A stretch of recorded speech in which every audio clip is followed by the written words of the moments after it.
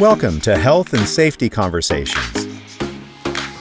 Here's your host, Tom Bourne.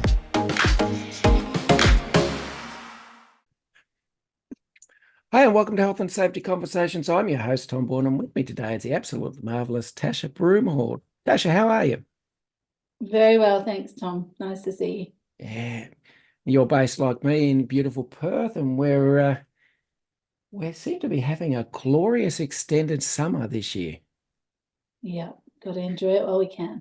Yeah, we were talking off air before, and for folks who don't know, because this will be released in June, traditionally the coldest month. This is in April, and we're still getting temperatures in the mid-30s in and around Perth. So I know people worry about climate change, but I'm just enjoying it. I'm just enjoying soaking up the vitamin D, doing things outdoors that traditionally perhaps we might not be doing, but yeah, still loving it. Now, Tasha, I know a little bit about you because I've done a bit of research, but for those who have yet to come across you and your body of work, can you tell us a little bit about your professional journey and where it began and what you're currently up to? For sure. So I started working in workplace mental health back in 2000. So before that, I had worked in disability and aged care, and had worked a little bit around helping people to live the kind of lives they wanted to. So really looking at those socially valued roles that people wanted to participate in, and how did we put the scaffolding and supports around them to try to overcome any barriers that there might be in society. Worked in 2000 an organisation that was focused on getting employment for people with psychological illnesses. So people needed to have a diagnosed mental health condition, and they had to have a goal about employment. And so our work was around helping both the person to get back into the workplace. Often they'd had experienced extended periods of leave from work due to mental health problems, and then also working with organisations to try to help them understand how do you actually create inclusive workplaces for people with mental health conditions? How do you get rid of some of the stigma and misunderstanding and mythology around mental health issues, and actually just see the value that these individuals can contribute? Good. So it was really fun work, really humbling work, really seeing the strength and the resilience that people had to keep getting up and going through some of the challenges that workplaces would throw at them was really remarkable. I was just fresh out of uni, having studied psychology at that point, and didn't really learn about the real lived experience of mental health conditions in an undergrad psych degree. You learn about a lot of what a lot of dead dudes thought 100 years ago, and not really that contemporary lived experience. So I feel really fortunate to have landed that role and learnt so much from the clients that I worked with during that period. I then moved into doing some training around mental health in workplaces. And in 2000, I've got to remember which child was a baby when I set the business up, 2007, when my middle child was 2 weeks old, I started Blooming Minds. And now, nearly 17 years later, still running Blooming Minds. We are based here in Perth, Western Australia. We operate both nationally across Australia, but also we have a handful of clients internationally in about 27 different countries around the world that we work with, large multinational organisations. And our role is on helping to build really strong cultures of psychological health and safety in workplaces from a really human-centred perspective. So helping organisations to understand how to create mentally healthy cultures, but in a way that's not just about regulations, but that's about getting the best out of your people. Fantastic. Just like to touch on a few things you mentioned there, because they sparked a bit of interest in me, and then we'll talk more about what you're doing currently. But you mentioned you did psychology. You're fresh out, and you decided to do a degree in psychology. The question I always have for people who do psychology, because it's something that's interested me but never interested me overwhelmingly, is why? What What's the interest that makes people want to do a degree in psychology? I don't 100% know that. I know that I had worked with my school psychologist when I was in high school. I'd been a client of hers. So as a student, had gone and seen her and had some sessions, and just found it really fascinating, this idea of holding space for people. And that's something I've always been really curious in people. When I was little, my mum would say, "You're so nosy, you listen to everyone's stories in the shopping centre and you've got to move on." And I think I've just always been a bit nosy. But I like to rebrand it as curious. And so I'm curious about what drives people and what motivates people and people's different perspectives and experiences. And I feel like I can articulate that now, and I may not have been able to back then, but that was always an interest for me. Understanding people's stories is really, really interesting to me. And I guess that's, the impression I had of psychology. No one, however, told me how much maths was involved. I really need to advertise that a bit more upfront, because not only, psychology undergrad, was there a lot of maths, but then I'd forgotten about how much maths was involved, and then went back a few years ago and did my master's and was like, oh my goodness, how did I have that out-of-body experience where I'd forgotten the maths content? Because there's a lot of statistics to be able to understand the science of psychology. It's, of course, not just stories. You have to understand the statistics around how common those experiences are, and, what level of variation individuals might have from those experiences. So the science of psychology, I actually find really fascinating now, not just the stories. Oh, good. Now, you jokingly mentioned the theories of dead dudes, and I loved it. Again, just curious. Are there any new theorists in psychology, or are we just referring back? Okay, that's what I want to hear. Many amazing contemporary researchers, and I think we're at a really exciting time now where there's this combination with social media, with podcasts, with access to expertise, that we can learn from some of the world-leading researchers, at our fingertips. And there's some really great translators of science. So one of my favourite psychologists, who I follow and recommend all my clients to follow his work, is a guy called BJ Fogg. Are you familiar with him?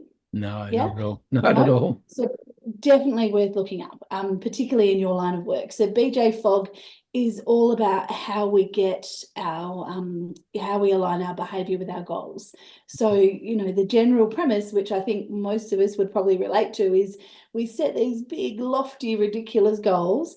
We don't achieve them. We beat ourselves up. We spiral for a while. Then we start again, set a big, lofty, unachievable goal, and so on and so forth. And BJ Fogg talks about how do we actually set these much more realistic goals. So he talks in Tiny Habits about some of the ways he's changed some of his behaviour. And, he's got a great newsletter. He's got lots of great content online. He's not over commercialized and shiny and, trying to sell you something. He just has really good evidence-informed research that he then shares in, I think, a really beautiful way. So yeah, there's lots of contemporary thinkers, and I think that there's a lot of opportunity for us to all learn more about ourselves and each other in really simple ways. Fantastic. I will look him up because try to tell people how many times I fail. I had actually had a really good quote from someone telling a young child the other day who was very upset because they hadn't achieved what they set out to do, and it was, we all fail each and every day. And I was like, well, that's probably quite correct. I mean, yeah. I know I certainly don't achieve everything I set out to do, both at short term and long term. Sometimes I do, which is really rewarding, but sometimes maybe not. All right. I think you just hit on a key there, though, Tom, that idea of failing well. I think that's something that we don't necessarily create space for, and we don't acknowledge the importance of that. But we need to be able to fail to be able to learn, right? Like you can't do an experiment and think you're going to get 100% every time. But from what hasn't gone right, you learn from it. So I don't know if you remember this, but at the very beginning of 2020, where COVID was starting to become evident as being, a global phenomenon that was going to require a lot of time and attention, I remember the head of the World Health Organization doing a media conference, and he talked about how world leaders, industry leaders were going to need to make some decisions, and they were going to make different decisions, and that was okay, because half of their decisions were going to have to be wrong. Because we're in uncharted territory, we're trying something new, we don't know what's right or wrong yet, but we're going to keep learning along the way. And if we're willing to be wrong and make those big decisions, then we can recalibrate really quickly when we see what's not effective. And that really struck me as a really, really powerful lesson in leadership, that we need to be able to learn how to fail well to be able to actually then keep learning. Yeah. And so long as we learn from failures, I guess that's the main thing, because otherwise, we will see how we go next pandemic, if we've actually learned anything or not, because part of me thinks that maybe no, but we'll see. All right. You mentioned about helping people with mental health challenges, we'll say challenges, obtain employment. How hard was that? Because not so much for the individual who's seeking it. I would think for recruiters and for companies hiring people, they just would see that as a risk they'd rather not take. Would that be kind of correct? Certainly back when I was first doing that work in 2000, it was a very different landscape in our community in terms of confidence in talking about mental health and wellbeing. Confidence in talking about mental health conditions was certainly a lot scarcer. It was a very different time. I think that certainly what we did in that organisation was that we would work on a really micro level. So we're working individual with individual. And the benefits of that are that you can, build relationships, build connections, build rapport, and help people to see the individual beyond that label of that illness. And with us there as a specialist support service, that gave a little bit of cocooning around the situation, a little bit of scaffolding of help available, which was, obviously really attractive for the employer to know that they weren't on their own as they learned to, go through that process with the employee. But overall, I found really awesome people that would say things like, so I remember working with somebody who was working in the mechanics, and the head mechanic said, well, I've had mental health issues in my family, and why wouldn't we create a safe environment for someone to come back to work? How do we do this in a way that makes it okay for him to feel like he can turn up each day and feel supported by us? And so that humanity really shone through to me, that people who understood that this is still a person would really go out of their way to try to find ways that they could accommodate and make adjustments in the workplace. And I still find that the case. So we have much more open conversations now, 24 years later, much more open conversations about mental health and wellbeing. We also have multi-generation workplaces where those younger generations, those people younger than you and I, we learned about this stuff either on the job or with life experiences as we got older. My kids, if you've got kids, your listeners' kids, they've learned about this on the go. My kids are much more sophisticated in their knowledge and awareness of mental health and mental health conditions than I ever was at their ages. So we're seeing sometimes generational divides in workplaces, sometimes still people's division based on their own experience. So people who have had a mental health issue themselves or who've supported a loved one might have different experiences and perspectives. But then you've just got a really strong focus on people-centered leadership now. And I think that's also really helping people to see that whole individual and what sort of, diversity that individual has. How do we utilize the benefits of that in the workplace, as well as how do we create inclusive workplaces? So I think that it's just continuing to grow those opportunities for those conversations and for workplaces to do well in this area. Yeah. How prevalent, I don't know if you know this, but how prevalent is mental health issues in the workplace? Yeah, so we know that the Australian stats are that 1 in 5 of us will have a mental health condition every year, 1 in 2 of us in our lifetime. So I had a very senior leader in a trying not to identify them, in a very large multinational company a few years ago, who I'd met socially. We'd had this conversation around the prevalence. He called me in to have a meeting with him a couple of weeks later, and we're sitting there in his very shiny, bright office. And he says to me, you know, I remember, I can't stop thinking about you telling me about the 1 in 5, 1 in 5 in a year. So what I want to know is, how do we at the point of recruitment get those 1 in 5 out? How do we not recruit those 1 in 5 people? And I was not 100% sure he was serious, but then realized he was. And I said, but if you're looking to recruit only people that don't have mental health issues, then which 50% of your employees are you willing out there on the floor? Which 50% are you willing to have never had the benefit of their skills and their knowledge and their capacities? And he was like, what? I said, well, if it's 1 in 5 in a year and it's 1 in 2 in our lifetime, that's what you're saying. How about instead we just recognize mental health is part of health?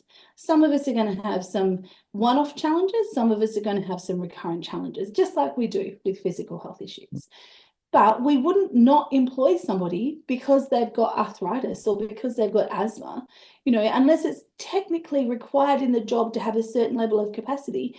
We don't see that as a limiting factor. We look at, well, what would be the adjustments or supports we need to make?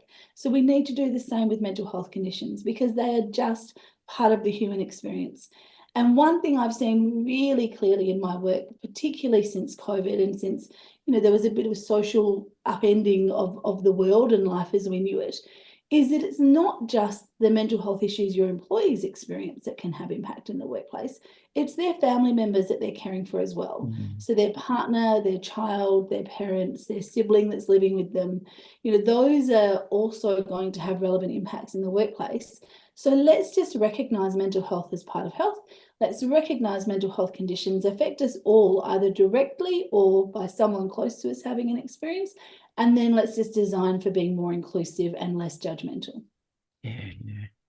Can I just tell you, I talk to an awful lot of people, but mainly in the last probably 12 months, I've talked to an awful lot of frontline supervisors and higher up in organisations. And I'm seeing, 20 years ago, I would never have seen this wide range of discussion or wide range of responses to mental health issues in the workplaces. I've seen some fantastically progressive attitudes from supervisors who you would not have expected, you know, hardcore, old school supervisors who will actually talk about their mental health challenges. They'll actually talk about, you know, 2 years ago, I had a breakdown and stuff like that. This is remarkable strength and courage from these people. Yeah. And I'm just humbled by the way that they could do that and bring the conversation into their team by talking about issues that they face. We've seen sort of the mid-range sort of response, which is an acknowledgement now that perhaps not all workers are as strong, as resilient mentally as others. And, I've got to cater for these things. I realise I've got to cater for them. It's not a legal obligation. I've got to caring for these things. But, geez, I wish I didn't have to do this thing. But that seems to be the middling one. And right up to the extreme, the other end, which quite concerns me, because this is actually a director of an organisation which is government funded all around Australia, who basically publicly comes out and says mental health issues, psychological hazards and risks in the workplace, they're all in just people's minds. They don't really exist. And I just go, how on earth does that person hold their position still, publicly pushing that point of view?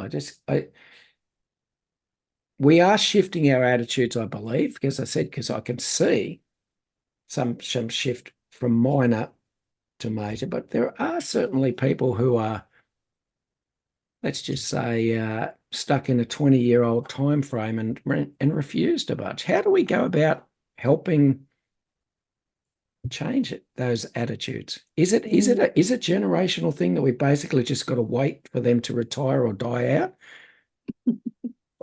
I hope not. I don't think it's purely generational. I think that we have had generations come through with different levels of exposure and experience, but that doesn't mean that we have to just wait for older generations to die out. Crikey, we want their experience and their knowledge and their wisdom from having lived. We want to, garner that. We want them to have those valued roles still in our workplaces. I think that it is an incredibly privileged position for someone to, as a leader, have never experienced firsthand or someone really close to them the ravages of severe mental health conditions, to be able to say that it's all just in your head. That's an incredibly privileged position to sit in. And I think with great privilege comes great responsibility. You can't lead unless you're able to lead for diversity. Modern leaders required to lead for diversity. And that means that if you don't have lived experience of any phenomenon, any type of diversity marker, that you actually as a leader need to go and find out about it and understand that lived experience. And making sweeping statements such as it's all in your head is blatantly ignorant and really irresponsible. And so I would hope that people close to that leader would be able to compassionately and curiously work with them to help them to open their mind to some of the experiences that other people have that may not have been their experience, but as a leader, they still need to know about. You can't only lead for people that have got your experiences. You need to lead for a wide range of different experiences, particularly if they're head of a national company in a country like Australia that has got such a diverse workforce in all forms of diversity. We definitely need to be better than that. In terms of generations, one of my favorite examples of this year was in February. I was working with a group and we had a couple of gentlemen in this group that had come from overseas. They work overseas usually, and they'd come into Perth for this program that I was running. And one of them, he was, I think, probably in his mid to late 60s, based on a couple of the stories he told about when he started work. And he said to me at the beginning of day one of a 2-day program, he said to me, I'm here because I want to be that old dog that you can teach new tricks. And I said, oh, what do you mean by that? And he said, well, growing up, we didn't talk about this stuff. We didn't talk about it. We didn't know anything about it. I was really ignorant to it. And I feel that I need to catch up and I need to understand all the stuff I've not experienced myself and don't understand so that I can then lead others. And I just thought he was brilliant, right? Like how gorgeously open to learning and being willing to be vulnerable and say, hey, I don't know much about this, but I'm here and I'm open to learn. And he started with that phrase that he wanted me to teach an old dog new tricks. I thought was incredibly generous of him in the energy that he brought into the room. So I certainly don't think that we just have to wait for people to die off. I think that would be an absolute shame because all of the knowledge and wisdom then dies with them, right? We need to engage people in the workforce with really curious and compassionate conversations about things they may not have experienced but still need to learn about. Yeah, right. All right, psychological safety. It's been, and psychologically safe workplaces, psychosocial hazards, these lovely terms which for a lot of, well, it looks like to be a lot of industry in Australia has suddenly, they've become aware of in the last 2 years. This has included things like changes to legislation, recognition of these things, etc. Still very uncomfortable for a lot of businesses when they broach a subject, because to me it looks like there is a lack of understanding about, first of all, what the legal ramifications of not managing these risks are, but also a lack of understanding about how to practically implement and achieve management of psychosocial risks and the adoption of a psychologically safe workplace and what that actually means. Okay, we'll start with the latter one because, short-term memory. That's what I can remember. Psychologically safe workplace. Let's start with a couple of things on that. Is it? So if we look at the definition of psychological safety versus psychological health and safety, when we're looking at psychological safety, we're looking at the Kahn from the 1990s work, or more recently, Amy Edmondson's work around that capacity to speak up and challenge ideas and contribute in workplaces. That's often confused and conflated with the psychological health and safety and psychosocial safety. So organisations, you're right, they're in this confused space saying, oh, we have to do some stuff here, there's new regulations, what does it mean? For most organisations, they shouldn't be starting off focusing on the psychological safety. That's a really important cultural element to have at play in your work, that safety to speak up and challenge and contribute. But the psychological health and safety and the psychosocial safety hazards that you talked about is where they should start. Yeah. All right. Psychosocial health and safety. What does that actually encompass? So we're looking at psychosocial safety, where in Australia we've now got regulations across the different states around what this looks like in our work health and safety regulations. We're talking there about the way that we design and manage work. So the way that we might lead work. So have we got organisational justice and transparency and fairness?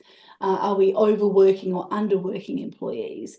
Are we managing change well, which is a big risk in lots of organisations, where they manage change for what's happening, but they forget about the who it's happening to. So it's around the way we design and manage work environments and equipment. So things like I was working with a team recently that had equipment that was 35 years old, falling apart. They're spending half of their shifts band-aiding things back together to get it to work before they can even do the business as usual, let alone if any crisis comes. That's not reasonable. That's adding excessive stress and pressure on your people by not giving them the equipment they need to be able to do the job, by not having capital works projects in place and planned out to make sure that they're getting the updated equipment and that the equipment isn't causing them the biggest stress of their day. And then the last bit is about those workplace behaviours. So this is things like bullying, discrimination, harassment. So we need to look at all of those three elements: the way we design and manage work plant, equipment and environments, and looking at that last one of workplace behaviours and actions. And if we look at those three as an organisation, we need to see, well, how are we meeting any possible risks in those three areas? And the first step of that is to identify what possible risks might be there in your area of the business. So if you're a really large organisation, you might have incredibly different roles across the organisation. So you might need to do different risk analysis and assessments in different parts of the business to identify those unique risks or hazards in different areas. If you're a small business, it's a little bit more uniform in what it's delivering and the work environment and conditions, and it might be a little bit of a simpler process. But just like with physical health and safety, organisations have risk registers. They've identified what those possible hazards are. They've done a little bit of a profile about what the likelihood of the risk is and what are the different controls they need to put in. We need to do something similar from a psychosocial hazard perspective. Okay. Now, when companies are in the process of identifying psychological risks to the health and safety of their staff, could that be a very uncomfortable process for some supervisors and managers? Uncomfortable in what way? What do you mean? Because they might have to look at their own practices and the pressures and stress that they pass on to their staff. Yeah, look, you can't be a leader unless you're willing to do self-leadership first, right? So that is often not celebrated in workplaces, but it's necessary. And the most effective and connected workplaces, they do celebrate self-leadership for leaders. So there is a real importance on leaders understanding themselves and understanding the dynamics they bring into relationships. And it's not about a blame game. It's about going, oh, when I do this, this is my intention, but this is how it's received by my employees because there's a power differential or because there's a resource differential. So it's just about being able to have really honest conversations around it. And it can be hard and it can be scary, particularly if you don't have an environment that has a lot of that psychological safety we talked about, that doesn't have that environment where we're able to learn, where we're able to develop, that we don't have a culture of continuous improvement, where we're expected to just be perfect on day one and stay perfect forever, then yeah, that's going to be really hard.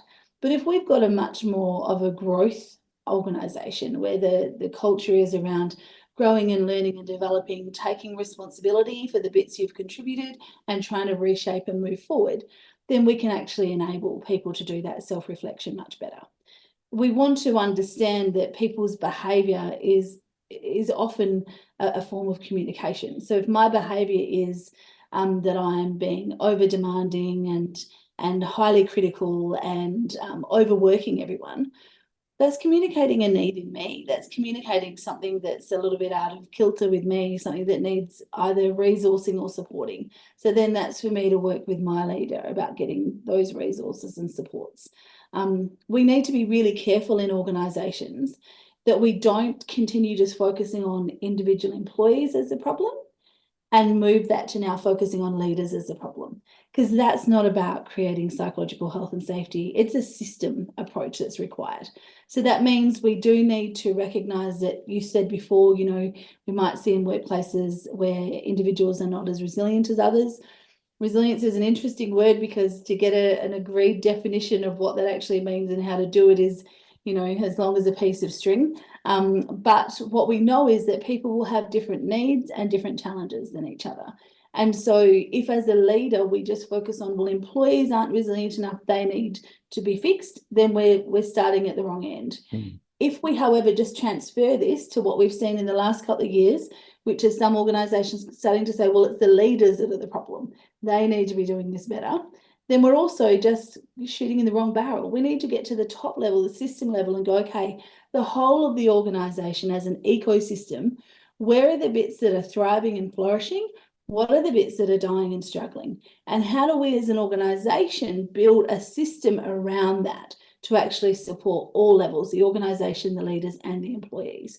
And organisations really have a responsibility to do that. They can't just push the new focus on psychosocial safety onto either leaders or onto their safety teams and HR teams. Yeah. I had a safety manager ring recently who was in, you know, quite a state of confusion, having been told a directive from the executive team she had to sort what was going on in psychosocial safety for their organisation, with no previous knowledge or experience, no resources or supports, and just a mandate that get it done, without any expectation that she would bring back a strategy and a plan and get some resources for it. Just the idea that she was going to tick some boxes and get it achieved. So unrealistic, so unreasonable for an organisation to do that. Why wouldn't they create a system where they utilise her expertise as a safety manager to then go, okay, what do you know about our systems from the way we address physical health and safety? Who can you partner with to help us understand what we can adopt there from a psychosocial safety perspective? Would have been much kinder to her, much more reasonable as a task, much more realistic in terms of getting the outcomes they wanted. Yeah. It's an interesting thing. You've brought up a few things there that make me smile a little bit. First thing is blaming people, whether it's workers or supervisors. I was listening to an audio book, just the other day, let's just say, and the gentleman was basically saying that as soon as we start blaming people, whether it's supervisors, whether it's workers, and labeling them as the problem, we've actually failed because we're not looking at the environment and the systems which have led to that person's behavior, either doing one thing or another, or doing these things which may cause stresses on other people around. We failed to look at the conditions, and if you don't fix the conditions and the environment that have led to that encouragement of that, you're setting someone else up to fail straight after them. you know. Absolutely. The other thing is, you also mentioned about HR and safety teams or the safety advisors. Okay. Whose responsibility is psychosocial health and safety? Is it a human resources issue? Because a lot of the behaviours, harassment, bullying, etc., and that traditionally have fallen to the HR professionals, or have we basically shifted that responsibility to the safety team by enshrining in legislation the need to manage these risks? Whose responsibility is it? Well, so overall, it's the organisation's responsibility, and it's going to depend on what size of organisation and complexity of different departments and expertise they've got. But my best advice to organisations is always utilise the skills of the multidisciplinary team and get them to collaborate and bring their knowledge and skills together. It takes a bit more work to do that, but why wouldn't you have your safety professionals, your HR professionals, your org development professionals all working together on this with an executive sponsor that actually helps the organisation to figure the shape of it for your particular needs, with your budgets, with your resources, but pulling on the expertise of all those different people, I think is the easiest way for organisations to do this, and not, to do what I've seen some organisations fight over. Well, it's going to be in the HR budget, it's going to be in the safety budget. No, you need to get more creative than that. Bring all that expertise together and give them a collaborative set of resources to actually be able to address what are tricky systems level problems. And if you just try and address it from a safety perspective and you become over regulatory focused, you're going to lose the human perspective that your HR people can bring. If you just focus on the people side of a HR perspective, but you haven't considered, well, what are we doing from an organizational development perspective to build the skills and knowledge in our workplace to make sure that our workforce is able to do this? You're missing out. So you need to bring all of those cogs together. You might also, in some organizations, bring employee relations. You might have different diversity reference groups, employee reference groups that are also part of that conversation. So it will differ by size of organization and complexity, but I don't think it should be one department's role. Okay. The other thing is you mentioned a few little things about resilience. It certainly has different meanings to different people. A lot of organizations seem to be pushing the line that, the job you're in is particularly stressful, or, these are the risks associated with it. And all we have to do is somehow make our staff more resilient to those risks, and therefore we've effectively managed them. Is that actually like... that's a term they call risk washing, where you basically wash your hands of your responsibility to manage risk and you float it down the line, in this case, to the workers. Yeah, I haven't heard that term before, risk washing. I love it. I always think it's a little bit like trying to get people to put on some PPE. We want you to be more resilient. Put on your reflector jacket and your hard hat and you'll be more resilient. So it seems like a transactional goal to make people more resilient. What is fostering resilience in that environment? What do you even mean by resilience? Because there's so many different perspectives and definitions on that. So we use the model in our work a lot, the 2 continuum model of mental health and wellbeing by Corey Keyes, which looks at flourishing. And so it looks at we can flourish even when we're experiencing mental health conditions or when we're free of mental health conditions. So how do we activate flourishing? So we talk to organisations about that as a goal. Flourishing is where you're aligned with your values and your purpose. It's where you're directioned. You've got optimism and positive connections. We see the benefits for the individual and the business are really high when you've got people who are flourishing. Your risk is, if your organisation isn't also flourishing, you can build up the flourishing of those individuals. If your organisation's not flourishing, they're going to leave, right? So we need to make sure the organisation is flourishing as well, which means the organisation is values-based, that there's positive connections, that there's, you know, goals and strategies we're working towards. So we talk to clients about that. This is what you actually want to achieve, because many people can't even define resilience, let alone agree in a room when you've got 20 people with different definitions.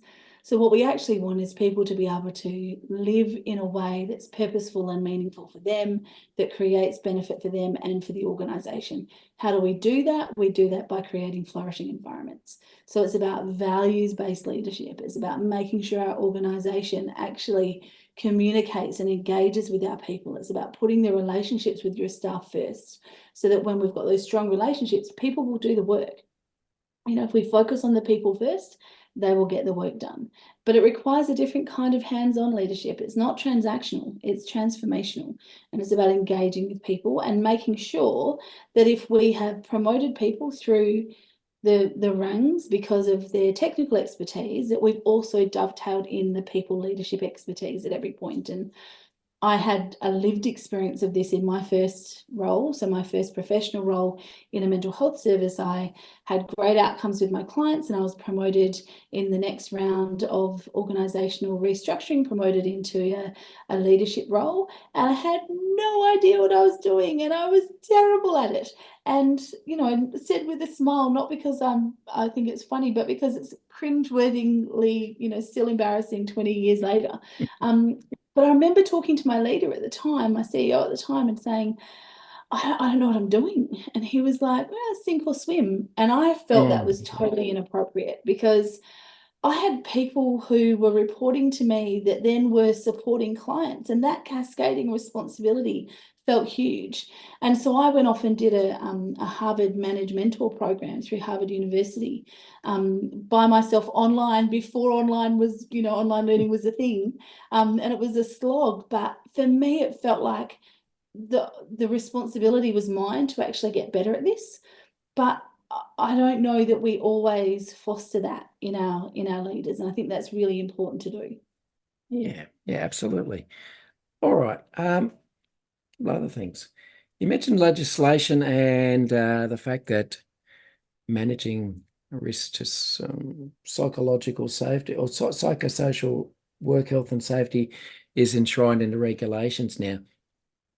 Now, despite the fact it was only put in recently in the last couple of years in most jurisdictions around Australia, has there always been a legislated requirement for employers to manage mental health risks in the workplace?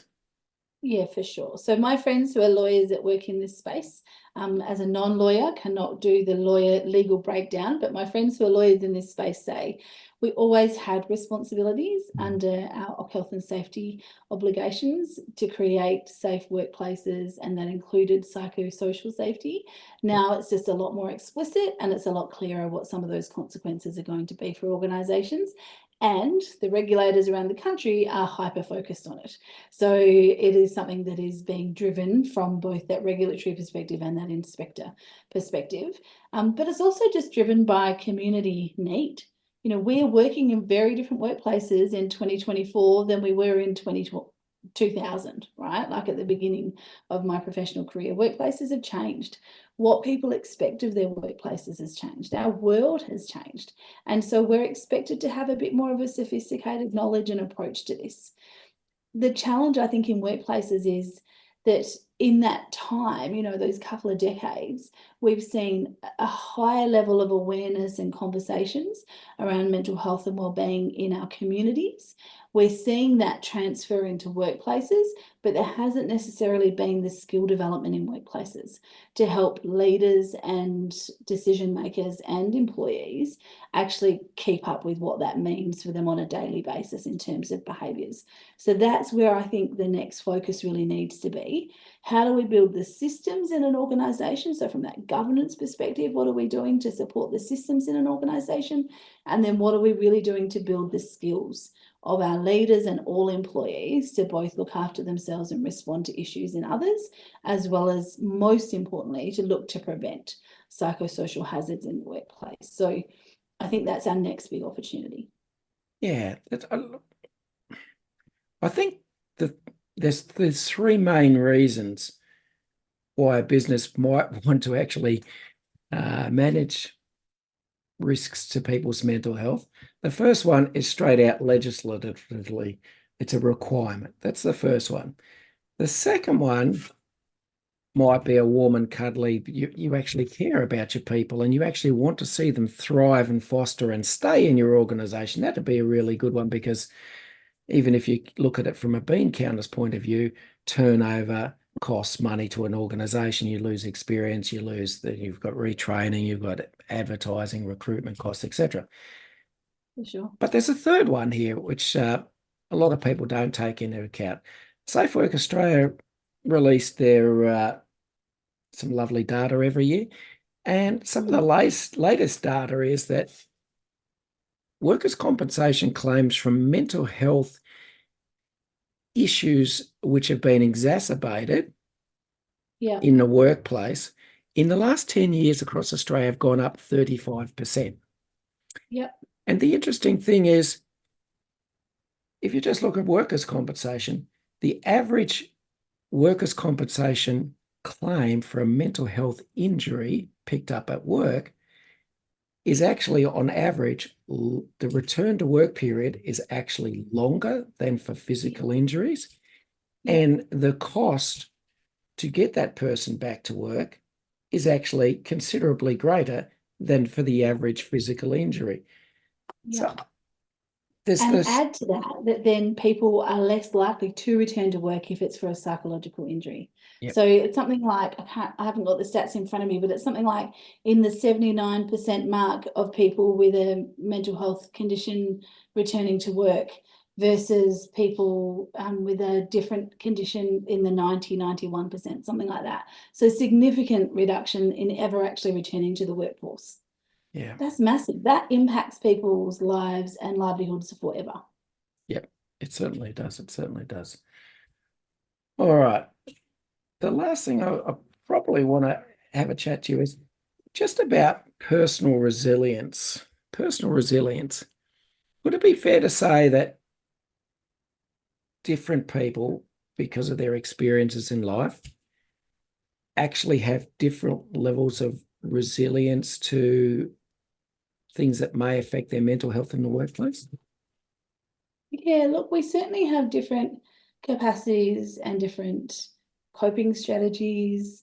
We might have different foundations of strengths that we possess or challenges that have happened to us before that we may not have recovered from fully.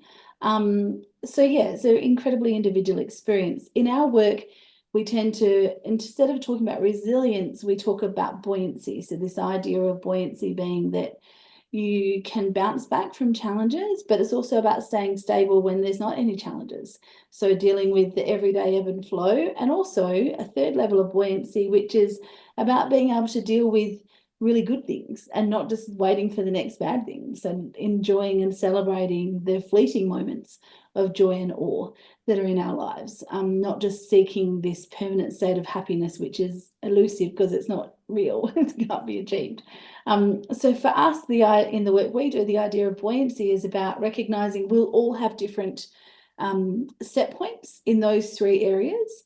And it's about going, so what are the areas I'm already really good in? I'm really good at the celebrating when things are good, but I struggle with the everyday ebb and flow. I make mountains out of molehills, or, I'm always looking for the negative and I'm cynical in situations. Okay, so how do you address that? How do you build those skills? How do you do a little bit of reframing in your thinking and the stories you tell yourself? Or is it that I'm really good with the everyday ebb and flow, but when it's a big curly change or challenge that comes and slaps me up the side of the head, I feel overwhelmed and I don't know how to cope? Okay, so let's deal with your in the moment stress management strategies then. Let's build your capacity to deal with those every once in a while big challenges that come along. What are the resources you need? What are the supports you need? What's the mindset you need for that? So our approach to it is a little bit different to some of what we see around resilience, because we see it as multi-layered. You've got those three different levels, and we want people to recognize where their current strengths and gaps are, and to really focus on looking at those gaps and building skills in those areas. And yes, you can definitely do that. Okay. One more thing that just came to mind was, Do you think that small businesses may challenge more with managing these risks? Because a lot of small businesses, there's only a limited number of people who supervise and manage, and usually they're very hands-on as well in running the business. Do you think that they may struggle with this, what they may see as an added layer of complexity in managing their legal requirements? Certainly that's what we hear from our clients who are small businesses, is this sense of, oh my goodness, how are we going to be able to do this? We've got such limited resources. But my experience as a small business owner, so I've got a team of 8, my experience is that, yes, we have less resources, but we also have a lot of flexibility. So we have some benefits that some of these big behemoth organizations don't actually have. We can create change really quite quickly and fluidly. We can engage and consult with people really quite easily because of the size of our small business. So it's about recognizing, yep, there might be some challenges. You may not have a HR team and a safety team and a org development team, but what you do have is you've got more fluidity and flexibility. So recalibrate using the skills you've got. Use some really simple models. So the model we always teach organizations in our ecosystem of psychological health and safety model is you want to look at your governance, your awareness, your skills, and your behaviors. So you want to look at, from a governance perspective, small businesses should still have policies and procedures. As an ex-quality assurance auditor, in that first mental health service I worked in, that was one of the hats that I wore, you know, systems are really important. So making sure that no matter how small your business is, that you've got policies and procedures in place, that you've got a great HR consultant that can give you that. You've got a safety consultant that you can engage with that can give you those sorts of resources and tools to set up your systems properly. And then making sure you've got awareness of mental health as part of health, making sure you've got awareness of what different risks there might be in different parts of the business.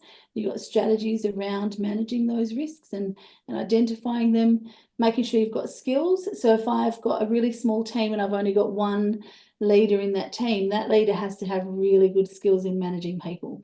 They need to not just be technical experts, they need to be people experts. So making sure that they're getting the knowledge and the skills and the development. And, you know, we often have, I had 2 weeks ago in one of our public courses, somebody who was the single person and responsible for all the people leadership in her very small business of 16, and it all lands on her. So she came along as an individual and did one of our public programs so that she can take that knowledge back to the workplace.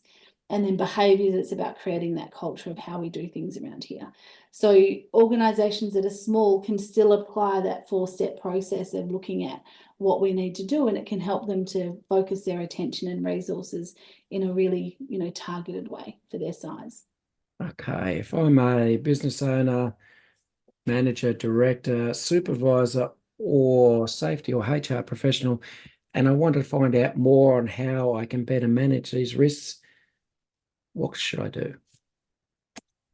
Well, they can get in touch with us, of course. You know, happy to talk to people about what their needs are and see if we're a good fit, and we're not always, but if we're not, we'll point you on to someone who is. At the risk of being cheeky, I'd suggest my book. So this is my latest book that came out last year. The ebook of it, audio book, sorry, should be out by the time this podcast is released. So this is a 12-month guide for leaders. So each month it gives them an implementation strategy for how they can go about assessing their needs and scaling it up to the size of business that they have. And if they follow the 12 months of that process, then they'll actually be in a really good position to have a system that's sustainable and manageable ongoing. Brilliant. Tasha Broomhall, it's been an absolute pleasure speaking to you today, and I look forward to speaking to you again soon. Thanks, Tom. See you later.